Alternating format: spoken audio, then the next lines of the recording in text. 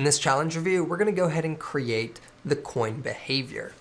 So if we open up the scripting reference for our collider, we see all of the trigger events. The most difficult part about this is using the onTrigger. Now, if you use onTrigger this won't work. The reason why it won't work is because we need to check for an E key press. Now, onTrigger is only called one time when you enter the trigger. onTrigger is called one time when you leave the trigger. That leaves onTrigger stay. Let's go and look at what onTrigger stay does. onTrigger stay is called almost all the frames for every collider other that is touching the trigger. So as long as our player is standing in that trigger zone, this method is continuously called, allowing us to check for key press. So that's what we're going to be using, onTrigger stay. So very similar to game one, the syntax is identical. We're going to say here void onTrigger stay. And I'm going to actually restart Visual Studios here because I've lost my tooltip. So give me just a moment to save my script. And I will close Visual Studios and launch it back up. Okay, anytime Visual Studios ever gets out of sync on you, just reload it. So we're going to use onTrigger stay, similar to onTrigger. So here, we're going to create a method called void onTrigger stay. And you'll see here the IntelliSense will automatically populate it for you. Private void onTrigger stay takes in a collider, which is going to be the object other that collides with us. So this other is going to be our player, but we need to check for that. Otherwise, anyone or any object that gets this collision can collect the object. So looking at our pseudocode here, we check for collision, done. Check if it's the player. So in order to check if it's the player, we can go ahead and tag our player. So let's make sure we have done that. If you click on the player, select tag, and let's tag him as player. Head back to our code, and now we can check if the other object that collided with the coin is the player. The object that collided with the coin is stored in the other variable. So we say other.tag equals player with capital P. So if other.tag is equal to player, meaning that the player collided with us, then we need to check for an E key press. So remember, onTrigger stay is called almost every frame. That means that this is where we're going to do our user input if it's the player standing there. If the user has pressed the E key, so if input.getKeyDown, we're going to say keycode.E. So if you hit the E key while you're in this trigger, we need to give the player the coin. Well, my player doesn't know what a coin is yet, so we need a variable to define the coin. Public bool has coin equals to false. So public bool has coin is now false. Head back to the coin, and let's go ahead and give it to the player. In order to do that, I need a reference to the player. So I can create a temp variable or a local variable here called player. We can call it player equals other.getComponent, and I want the player component. Now before I do any action on that component, I should check to make sure I actually found the player component. I want to make sure that whatever other is has a player component. So I'm going to go ahead and check if it's null, meaning that the player does exist. We successfully found it. So if player is not null, then what do we want to do? We want to give the player the coin. So I'm going to say player.hasCoin is now true. After that, we need to play a coin sound. So that comes down to our audio. We have this pickup sound, which sounds like this. There's this little thump there. So when do we play that? We play that right before we destroy the coin object. So on the coin here, if we look on the coin, we're going to go ahead and give it an audio source.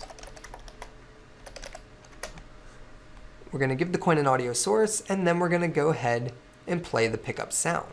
So here, pickup, and play on awake is turned off. And now we need to get access to the audio source component so that I can play the sound. So here, player has coin equals true. The next thing I want to do is play the coin sound. So I need to get a reference to my audio source component in the coin. So here, I'm going to say private audio source underscore audio. And I need to get a reference to it when we start the game. So we're going to say here, we're going to say underscore audio equals get component audio source. That's going to grab the audio source that's sitting on the coin, and then we can go ahead and call audio.play, which will play whatever clip is assigned. So right here, we'll say audio.play. That will play the coin sound, and the next thing we want to do is destroy the coin. So player has coin equals true, audio.play, and then next thing we want to do is destroy the coin. So we go ahead and say destroy, and we'll say this.gameObject. That's going to destroy the coin, giving the illusion that we've picked it up. Now, if you're following along, there is an error in here, and I want to go ahead and show you guys what happens when we collect this coin. Let's go ahead and run it.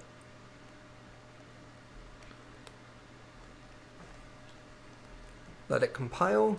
Let's go ahead and collect the coin.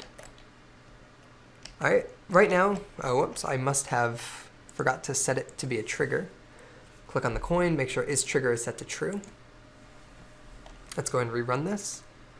I walk up to the coin, I'm triggered in it, and I'm gonna hit the E key. Now, one second, let me unmute my audio here. All right, so I'm gonna hit the E key. And it is not working because I never added my script to the coin. So add the coin script to the coin, rerun the game, and you'll see here that I can now collect the coin, but you're gonna notice something. When I collect this coin, if I hit the E key right now, it disappeared, but where's my audio? If you remember from game one, we had a similar issue. Basically, what's happening here is before the audio could even play, we've already destroyed this object. That's it, the object's gone, it took the audio source with it, and the sound is gone. So what we wanna do is use there's a method in Unity that allows you to instantiate the audio source, and it's audio source.playClipAtPoint. And what it does is it plays a random clip, or a clip of your choosing. So instead of having access to the audio source, we want to actually assign it a clip. So here we're gonna say audio clip, and we're gonna go ahead and give it the coin pickup sound. We'll say private audio clip, coin pickup. Okay, coin pickup. Let's add a serialized field so that we can add it in the inspector. Save this. Remove line 25 or wherever you have your play audio. Remove void start, we no longer need that. Save this, head back to Unity. If you click on your coin, it's now asking for the pickup on your script. So let's remove the audio source, remove component, and on our coin, we have an error in my script here. I had 2 semicolons. Save, back to Unity. You'll notice here it says unexpected symbol semicolon, and if you double click it, it took me to the error. While Unity recompiles, now I can add my pickup set clip, my pickup sound, go back into the script, and I want to instantiate the coin. So to do that, we're basically going to say audio source dot play clip at point, and the clip I want to play is the coin pickup. And we can go ahead and set the position to be transform.position for the coin, and we can go ahead and set the volume to be 1F. Alrighty, save this. There is one more thing we want to do on the pickup sound, is we want to make sure that this is going to be a 2D sound, or more so, we want to make sure that we can hear it. There's a good chance, very similar to game 1, that you won't be able to hear it very well. So we may need to play this sound off the main camera. And as you can see here, I pick it up. Oh, and actually, you know what? The sound was pretty good. So I'm actually pretty happy with that. If in the event you could not hear the sound very well, you can always instantiate it at the main camera's position. You could say here, camera.main.transform.position, and this would have worked just as well. All right, I'm gonna go ahead and set this back to transform.position, save it, let's run it one more time, and we have successfully collected the coin for our player. And if I look on our player game object while I do this, you'll see here that the has coin is false, and as soon as I collect it, I hit the E key, I collect the coin, has coin becomes true, and now we're ready to actually purchase a weapon from the shark. In the next video, we're gonna go ahead and polish up this level just a bit with our coin and continue on. I'll see you then.